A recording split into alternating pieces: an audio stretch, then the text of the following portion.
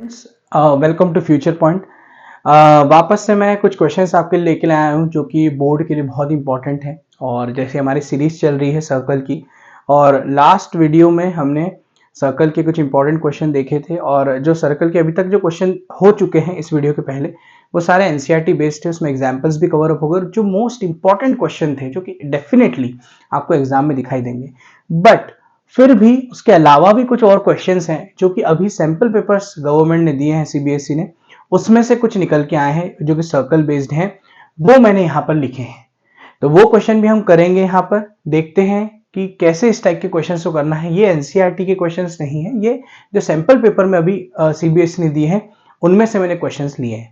ठीक है, तो अगर आप कर सकते हैं तो आप ट्राई करें इन दोनों क्वेश्चंस को। दोनों में नया पैटर्न है, इसमें और इसमें, और कुछ नई चीज सीखने को आपको डेफिनेटली इस क्वेश्चन में मिलेगी। क्वेश्चन छोटे हैं पर कॉन्सेप्चुअल।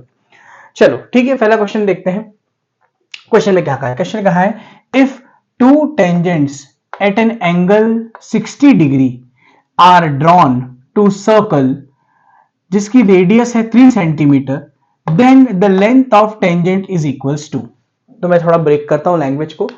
टू टेंजेंट ड्रॉ करें एक सर्कल में, तो सर्कल में किसी पॉइंट से दो टेंजेंट ड्रॉ करते हैं तो क्या होता है, देखिए जैसे ये सर्कल है और ये एक पॉइंट है, मान लीजिए इसका नाम है P, और यहां से एक टेंजेंट हमने लेट से डाल दिया, और ये जो एक टेंजेंट है कुछ यूं गया। ठीक है, ये दो पॉइंट पे टेंजेंट बन रहे हैं, टेंजेंट A, टेंजेंट B, ये दो पॉइंट हो गए PA और PB, दो टेंजेंट्स हो गए। ठीक है, अब उन्होंने कहा if two tangent at an angle of 60 degree, तो यहाँ पे कितने डिग्री का एंगल है, ये 60 डिग्री का एंगल इनके अकॉर्डिंग ये बता रहे हैं। 60 डिग्री का एंगल यहाँ है, डेफिनेटली सर्कल है तो सेंटर होगा उसका कुछ ना कुछ सेंटर। हमने अगर ये लाइन इमेजिनरी ड्रॉ करी, यहाँ पर ये रेडियस है, ये कुछ डायग्राम इस तरीके का दिखाई देगा। ये हमारे पास रेडियस है R, ये R रेडियस है, O हमारा सेंटर है। वो कह रहे हैं अगर ये 60 डिग्री का यहाँ एंगल बना रहा है और जिसमें रेडियस 3 सेंटीमीटर की है, तो आप ये बताइए कि PA टेंजेंट की लेंथ क्या होगी।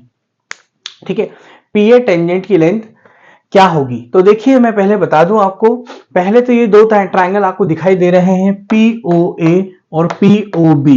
ये दोनों ट्रायंगल्स कॉन्ग्रुएंट नेचर के होते हैं। अगर आप सर्कल चैप्टर कर रहे हैं आपको डेफिनेटली पता होगा, नहीं पता है तो आप जाके इस चैप्टर की एक थ्योरम मैंने प्रूव की हुई है, वो थ्योरम पहले जाके देखें कि अगर किसी एक पॉइंट से दो टेंजेंट ड्रॉ करते हैं तो दोनों की लेंथ इक्वल होती है ना।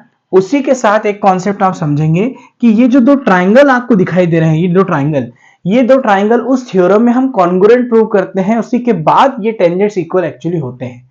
तो जनरली ये दोनों टेंजेंट जो है वो कॉन्ग्रुएंट हैं। तो मैं इसको प्रूव करके आपको नहीं बता रहा हूं, अगर आपको जानना है कि कैसे हुआ ये, आप सर्कल की पहली वीडियो देखिए, उसमें मैंने बताया ये दोनों ट्राइंगल कॉन्ग्रुएंट कैसे होंगे। तो आप वो वीडियो डेफिनेटली देखें, आपको सीरीज में मिल जाएगी। तो बेटा ये दोनों टेंजेंट जो है ट्राइंगल, जैसे मैं लिखूंगा POA, तो मैं यहाँ POA एंड ट्राइंगल POB, ये जो है ये कॉन्ग्रुएंट नेचर के हैं। ठीक है, मैं प्रूव करके नहीं बता रहा हूं आपको। अगर ये बेटा कॉन्ग्रुएंट नेचर के हैं तो फिर ये 60 डिग्री का एंगल जो है ये तो 30-30 में डिवाइड हो गया, क्योंकि दोनों एंगल फिर तो इक्वल हो जाएंगे।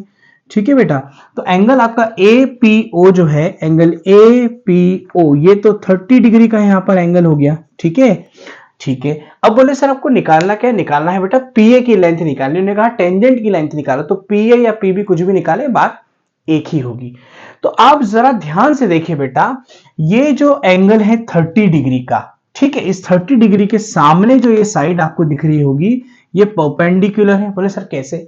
अगर आपको थोड़ा सा ध्यान हो तो हम जब ट्रिग्नोमेट्री पढ़ते हैं, जैसे ट्रिग्नोमेट्री में side opposite to theta, angle के सामने वाली साइड जो होती है बेटा वो परपेंडिकुलर होती है। तो ये 30 डिग्री का जो है हमारे पास एंगल है, उसके सामने जो साइड है AO, ये हमारे पास 3 सेंटीमीटर की जो कि परपेंडिकुलर कंसीडर हमारे पास होगी।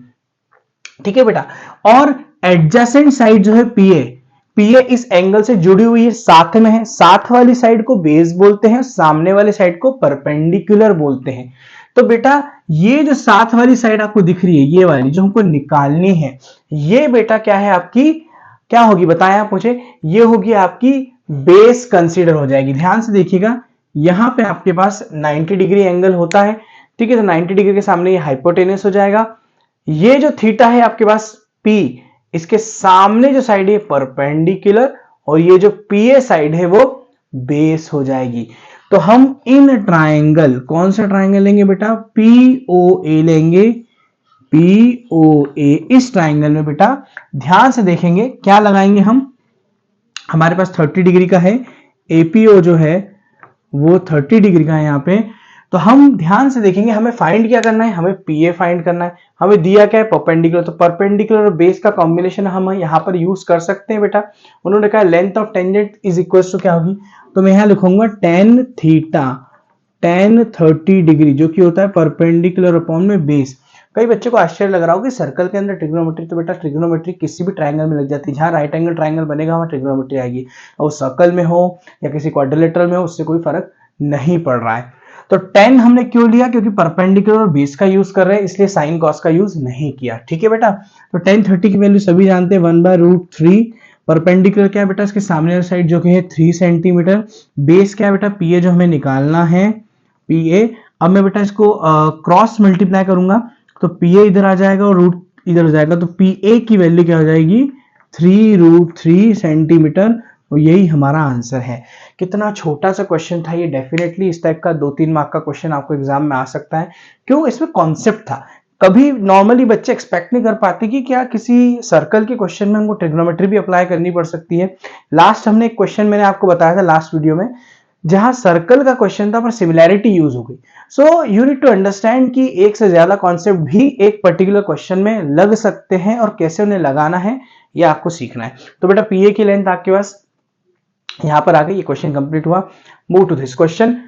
इस क्वेश्चन को देखें क्या है बेटा, in the given figure a tangent has been drawn.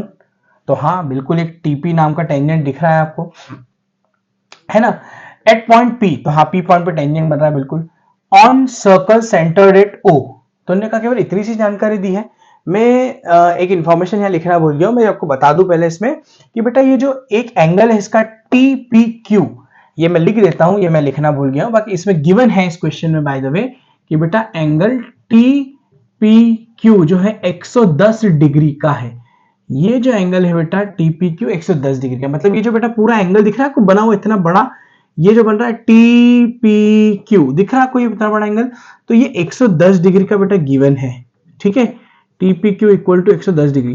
तो आप बोलेंगे सर फिर फाइंड क्या करना है अगर TPQ है, तो मैं बताया तो बेटा इसमें फाइंड आपको करना है, ये भी मैंने लिखा नहीं है, मिस हो गया है, इसमें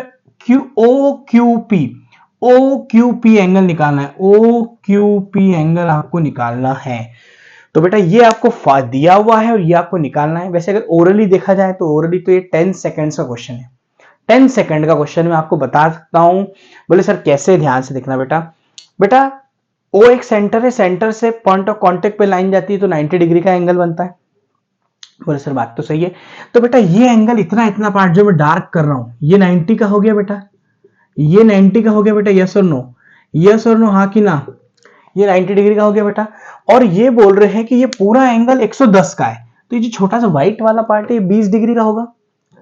वापस से सोचते हैं, अगर ये पूरा TPO 110 है, उसमें से 90 वाला पार्ट बेटा हटा दो, ये डार्क वाला हटा दो, तो ये जो व्हाइट बचेगा ये 20 डिग्री का होगा। अगर ये 20 डिग्री का है, ये छोटू सा एंगल बेटा 20 डिग्री का अगर है, तो मुझे बताओ ये एक छोटा ट्राइंगल नहीं बन रहा है क्या, POQ, है ना, उसमें ये रेडियस है, ठीक है, दोनों रेडियस है, तो OP किसके इक्वल है, OQ के। अगर OP OQ के इक्वल है तो फिर तो बेटा ये दोनों साइड्स इक्वल है, तो ये तो एक आइसोसेलेस ट्राइंगल हो गया। और अगर आइसोसेलेस ट्राइंगल है तो इसके कॉरेस्पॉन्डिंग एंगल इक्वल होंगे। तो अगर ये 20 डिग्री का है तो झक मार के ये भी कितने डिग्री का होना पड़ेगा बेटा, 20 डिग्री का होना पड़ेगा। तो देखिए आपने ओरली अगर देखा जाए तो ये क्वेश्चन तो OQP खत्म हो गया, यहाँ पे OQP आपका 20 डिग्री आ चुका है। ठीक है, लेकिन आप बोलेंगे सर लिखे कैसे, तो मैं लिखने का तरीका थोड़ा बता देता हूं बस यहाँ पे। ठीक है, तो यहाँ पे सोल्यूशन में आपको पहले थ्योरम लिखनी पड़ेगी बेटा। ये अगर 3 मार्क में आता है तो लिखना पड़ेगा, लेकिन 1 मार्क का MCQ में आता है तो इतनी जल्दी ही करके आगे बढ़ना है। डिटेल सोल्यूशन वहां पे रिक्वायर्ड नहीं, मैं MCQ भी आपको बाय द वे कराऊंगा कि कैसे हम जल्दी कर सके MCQ को। बट यहाँ पे देखिए, तो बेटा थ्योरम आएगी आपकी कौन सी, O से OPT जो है एंगल वो 90 डिग्री का होगा, तो उसके लिए थ्योरम क्या होगी कि line drawn from centre to chord, centre to tangent है ना, इज परपेंडिकुलर। तो बेटा ये परपेंडिकुलर हो गया। ये थ्योरम मैंने हर बार ऑलमोस्ट आपको बताई है, ठीक है। तो बेटा ओपीटी एंगल कितना हो गया फिर हिसाब से 90 डिग्री का, ठीक है बेटा। अगर ये 90 डिग्री का एंगल हो गया है तो बेटा आपको ओपीक्यू निकालना है। तो कैसे निकलेगा बेटा, ओपीक्यू इक्वल्स टू ये पूरा टीपीक्यू माइनस ओपीटी, ये वाला पार्ट माइनस कर दो, ओपीटी, ठीक है। तो बेटा 110 degree minus 90 degree equal to 20 degree, ठीक है बेटा, ठीक है। तो बेटा ये 20 डिग्री का हो गया। अब हम इन ट्राइंगल लिखेंगे, in triangle O P Q, ये जो ट्राइंगल दिख रहा है आपको ओपी क्यू, इसमें बेटा ओपी जो है वो किसके इक्वल है, ओ क्यू के, क्योंकि ये तो रेडियस है बेटा, रेडियस से इक्वल हो गए। तो अगर रेडियस और इक्वल हो गए तो ये कॉरस्पॉन्डिंग एंगल भी क्या होंगे बेटा, इक्वल। तो O P Q equal to O P Q angle equals to O Q P equals to 20 degree, ठीक है। आई होप आपको समझ आ गया होगा। कॉरस्पॉन्डिंग प्रॉपर्टी मैंने यूज करी है आइसोसेलेस ट्रायंगल की। ये पर्टिकुलर पार्ट 20 डिग्री का कैसे हुआ, और यहाँ पे हमने ट्रिग्नोमेट्री क्वेश्चन भी यूज करी। कीप वॉचिंग द वीडियोस, आपको बहुत डेफिनेटली हेल्प होगी वीडियोस से एग्जाम्स में, और ये क्वेश्चंस आपको दिखाई देंगे। नए नए कॉन्सेप्ट के क्वेश्चन में और लेके आऊंगा। आप ये वीडियोस देखते रहिए। Thank you for watching.